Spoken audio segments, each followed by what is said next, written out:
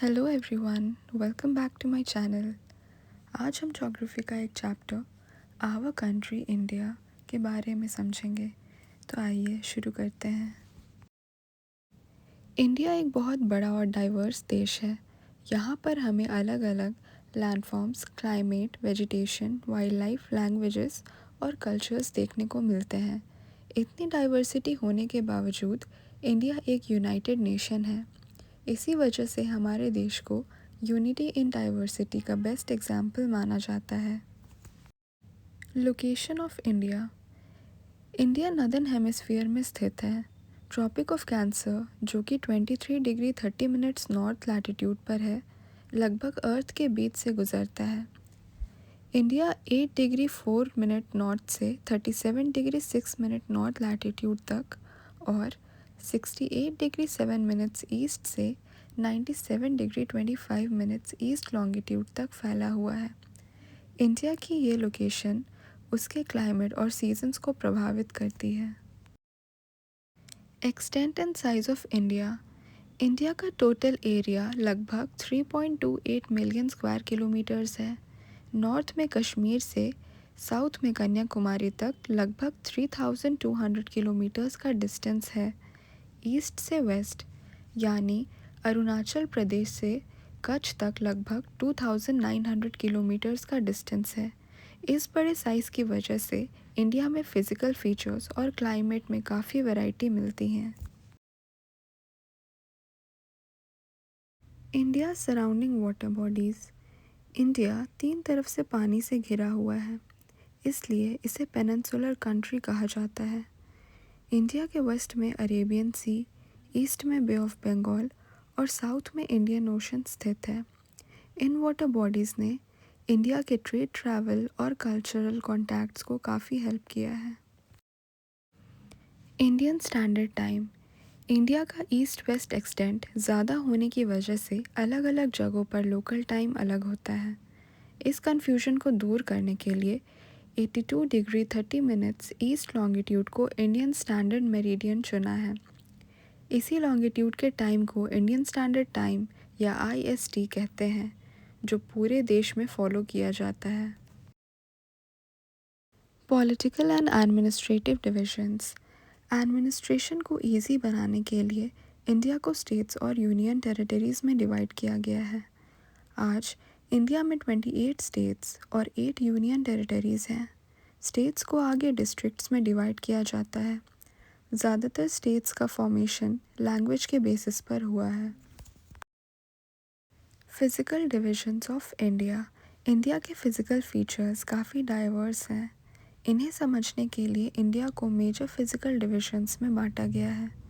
ये divisions climate, river, soil और human life को डायरेक्टली इन्फ्लुएंस करती है। मेजर फ़िज़िकल डिविजन्स में the Himalayan mountains, the northern plains, the peninsular Plato, the coastal planes और the islands शामिल हैं। The Himalayan mountains. Himalayas India के नॉर्दर्न पार्ट में स्थित है। ये यंग फूल माउंटेन्स हैं और साल भर बर्फ़ से ढके रहते हैं। हिमालय का मतलब होता है अबोर्ड ऑफ स्नो। ये माउंटेन्स इंडिया को ठंडी हवाओं से बचाते हैं। Divisions of Himalayas. हिमालयाज़ को 3 पैरेलल रेंजेस में डिवाइड किया गया है।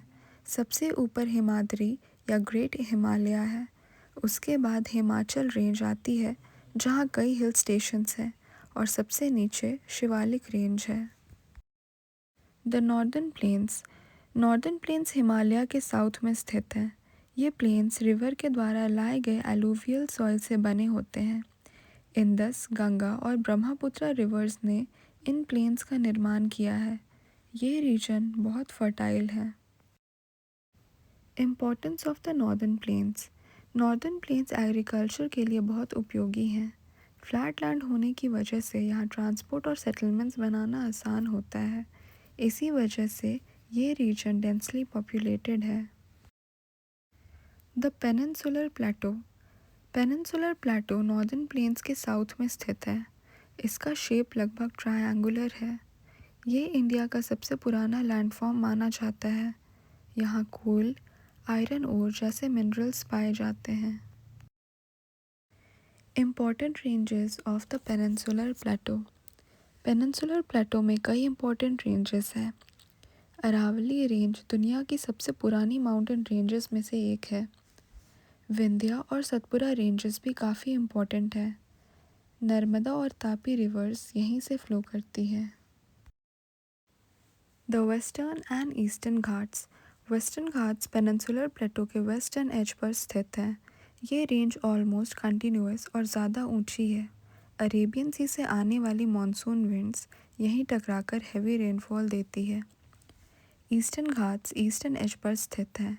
ये रेंज ब्रोकन और अनइवन है क्योंकि कई रिवर्स इसे कट करती है। ईस्टर्न घाट्स वेस्टर्न घाट्स से कंपैरेटिवली लोअर होते हैं। The coastal planes. इंडिया के दोनों तरफ कोस्टल प्लेन्स मिलते हैं। वेस्टर्न कोस्टल प्लेन्स नैरो होते हैं, ईस्टर्न कोस्टल प्लेन्स ब्रॉड होते हैं और यहाँ फर्टाइल डेल्टाज मिलते हैं।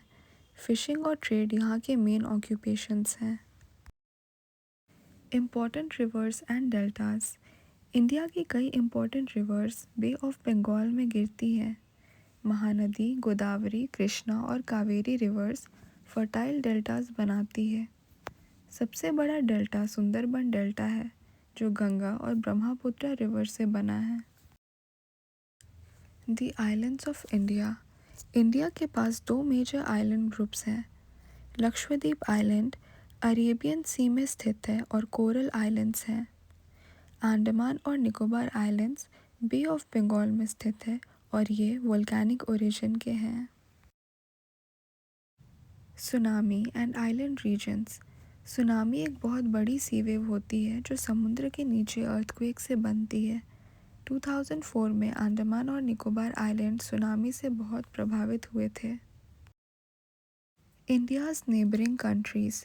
इंडिया कई कंट्रीज़ के साथ अपनी बाउंड्री शेयर करता है। पाकिस्तान, अफ़गानिस्तान, चाइना, नेपाल, भूटान, बांग्लादेश और म्यांमार इंडिया के नेबरिंग कंट्रीज़ हैं। श्रीलंका और मालदीव्स इंडिया के नेबरिंग आइलैंड कंट्रीज़ हैं। श्रीलंका इंडिया से पाक स्ट्रेट के द्वारा अलग है। तो आज हमने आवर कंट्री इंडिया चैप्टर को डिटेल में पढ़ा। इंडिया की लोकेशन, साइज़ और फिज़िकल फीचर्स हमें समझाते हैं कि हमारा देश इतना डाइवर्स क्यों है। ज्योग्राफी हमें अपने देश को बेहतर तरीके से समझने में मदद करती है। अगर आपको ये वीडियो और एक्सप्लेनेशन अच्छी लगी तो इसे लाइक और शेयर करें और मेरे चैनल को सब्सक्राइब ज़रूर करें। Thank you.